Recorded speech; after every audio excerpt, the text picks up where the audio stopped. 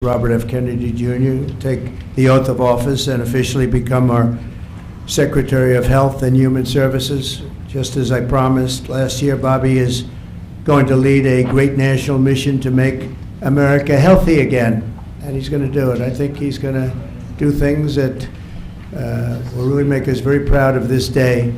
Like his father, Senator Robert F. Kennedy, and his uncle, President John F. Kennedy, Bobby has devoted much of his life to serving his fellow Americans in his campaign for president, and he was a very tough competitor. I did not like it at all. I said, let's get him on my side. But in his campaign for president in 2024, Bobby brought together a coalition of supporters across party lines, and he really worked very hard, and he had tremendous support, unbelievable support, and I think a lot of that support came my way when we decided to do a little merger, and it was really great, and it was very loyal, incredible people. They believe in him so strongly because he's a fierce advocate for the health of our children and for the values of free speech, democracy, and peace. And people are going to be very impressed, I have no doubt. I've known him a long time. He's been a friend of mine a long time. Perhaps most importantly, though, Bobby created a nationwide movement made up of millions and millions of mothers and fathers and young people and concerned citizens of every background who want to end and this horrible chronic disease crisis that exists in America. He's absolutely committed to getting dangerous chemicals out of our environment and out of our food supply and getting the American people the facts and the answers that we deserve.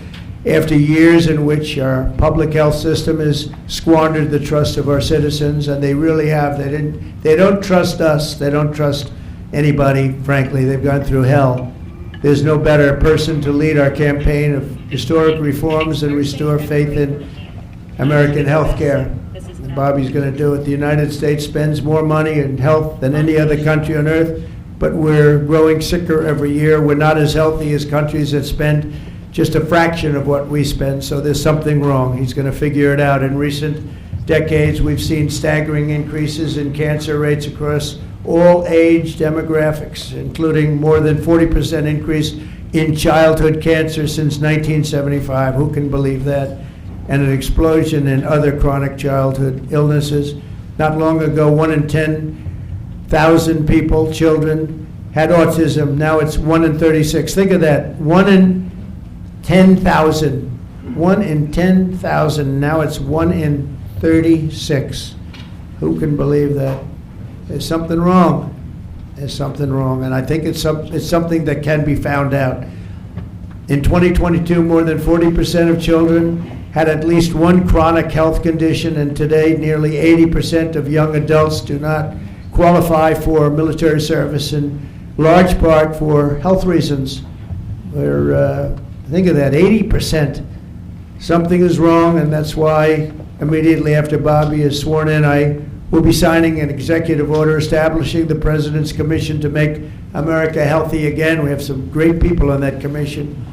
Chaired by our new secretary, this groundbreaking commission will be charged with investigating what is causing the decades-long increase in chronic illness, reporting its findings, and delivering an action plan to the American people, and it's going to be a plan that people are really waiting to hear.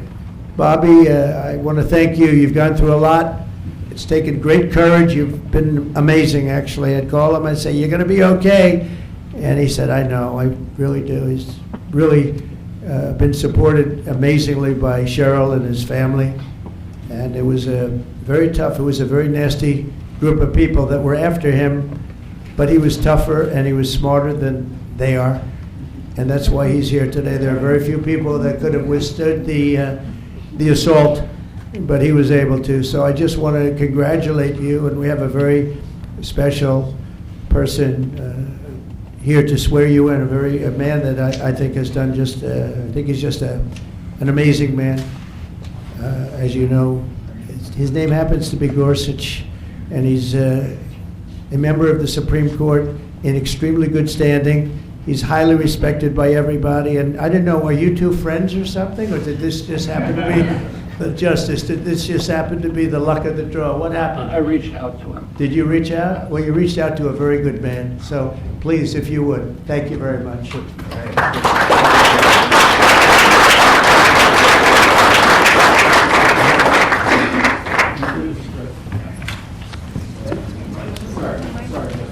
Oh, this has to be done I'll do first. this first.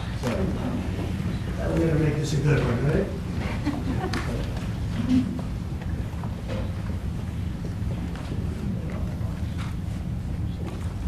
Okay, it's good so far. Good. It's a 10.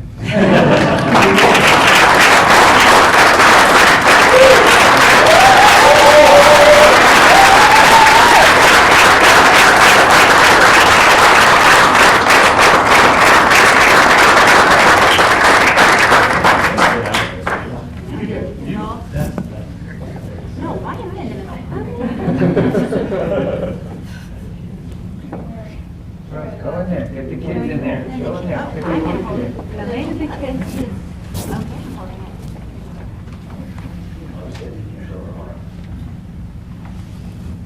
Over here, please.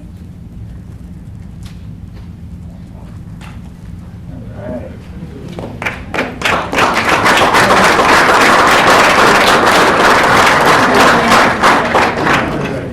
It's really happy. Would all the family like to join? Yeah, sure. All right. Please place your left hand on the Bible and raise your right. Repeat after me. I, Robert F. Kennedy Jr., I, Robert F. Kennedy Jr., do solemnly swear do solemnly swear that I will support and defend that I will support and defend the Constitution of the United States the Constitution of the United States against all enemies, against all enemies, foreign and domestic, foreign and domestic, that I will bear true faith and allegiance to the same, that I will bear true faith and allegiance to the same, that I take this obligation freely, that I take this obligation freely without any mental reservation without any mental reservation or purpose of evasion, or purpose of evasion, and that I will well and faithfully discharge and that I will well and faithfully discharge the duties of the office the duties of the office on which I am about to enter. on which I'm about to enter. So help me God. So help me God. Congratulations, Mr. Secretary.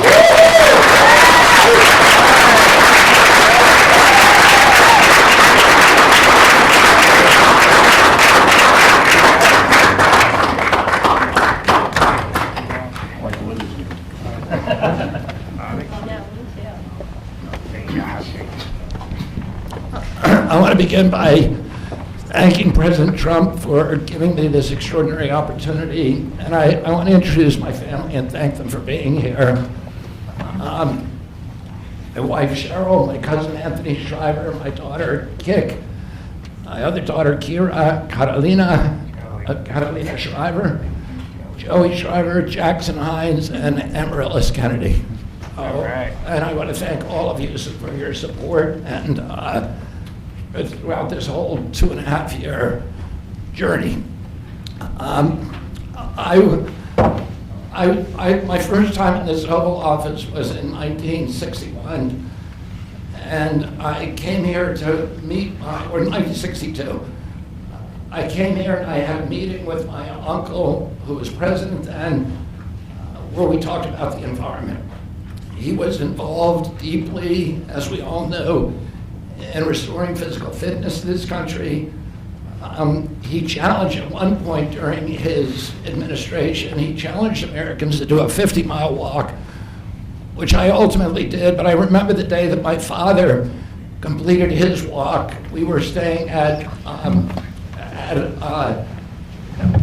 at Camp David, and my father came in after 18 hours walking on the C&O towpath with his feet bleeding and blisters on them. My father had one of his best friends was Al Lowenstein. And Al Lowenstein ultimately was a congressman from New York who was assassinated himself in 1980. But Al Lowenstein had started the Dump Johnson movement to get rid of President Johnson and end the Vietnam War. And at the time that he started it, people just thought it was a fool's errand. And ultimately, he asked my father to run for president against Johnson. My father wouldn't do it at that time, and he asked Gene McCarthy. McCarthy did it, and he joined that campaign.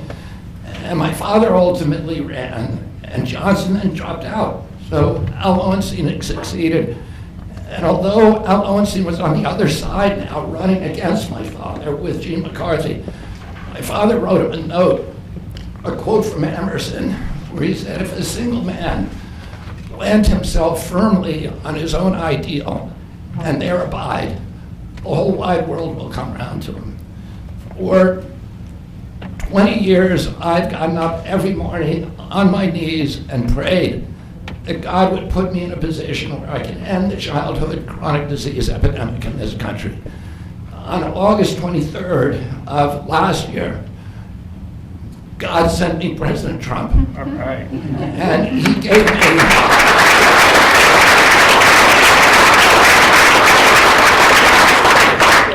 he's now given me, he's kept every promise that he's made to me. He's kept his word in every account and gone way beyond it. I'm so grateful to you, Mr. President. A lot of people told me that I couldn't trust President Trump, that I better get it in writing. And we did a handshake, and everything that he told me he was going to do, he has done.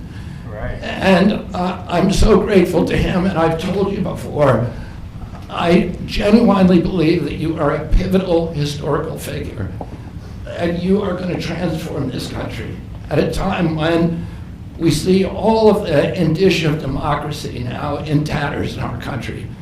We see the rise of the military-industrial complex, the rise of totalitarianism, these attacks on our Constitution, and this breathtaking epidemic that is disabling our people. President Trump has promised to restore the American dream in this country. A healthy person has 1,000 dreams. A sick person only has one. 60% of our population has only one dream, that they get better. President Trump has promised that he's going to restore America's strength. But we can't be a strong nation if we have a weak citizenry.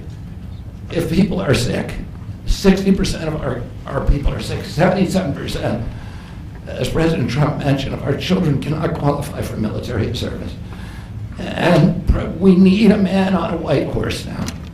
We need somebody who is willing to come in and has the spine and the guts and the strength to challenge orthodoxies, to stand in the way of vested interests, and to break institutions that have turned against our democracy.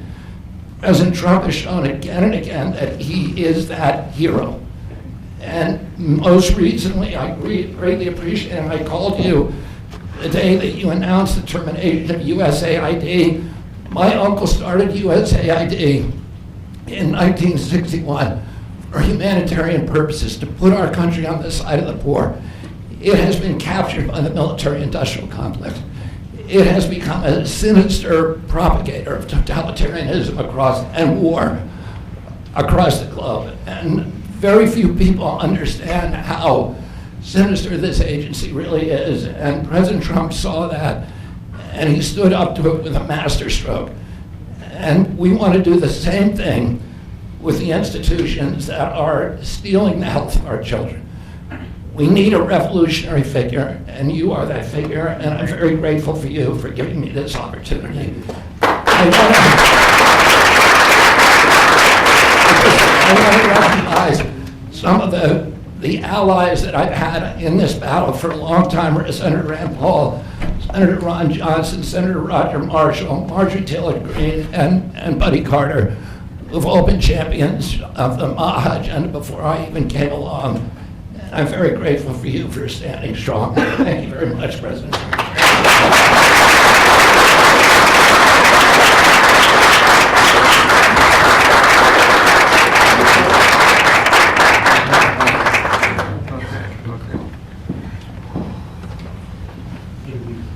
Mr. Secretary, I'd like to ask, what plans do you have immediately at HHS now that you're sworn in, sir? He's going to be running it. He's going to do a great job. What would you like to That's see my him do plan. first, Mr. We're going to President? find out a lot of secrets that have been maybe kept from us, but he's going to come up with some solutions to some big problems, solve problems. I think he's going to go down in the record books. I really have confidence. This group has great, even Rand has confidence.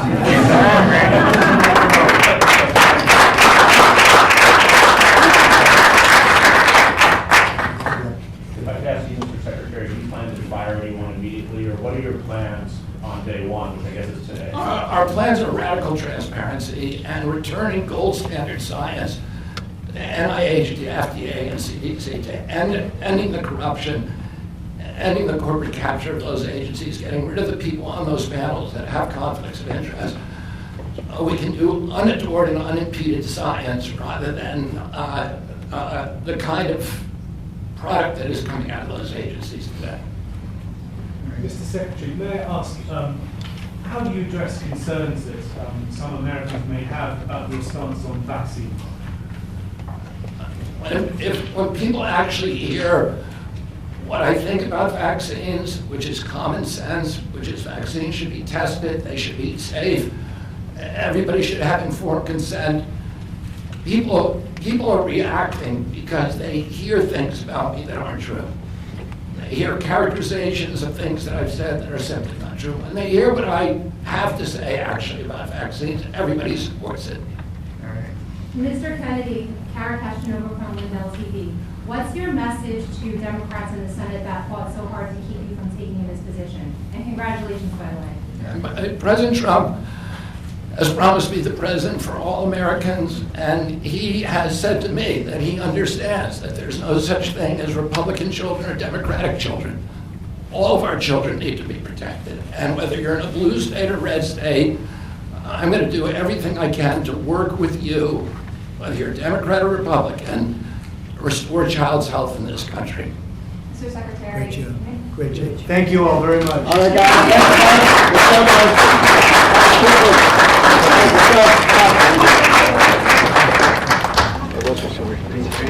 Thank you.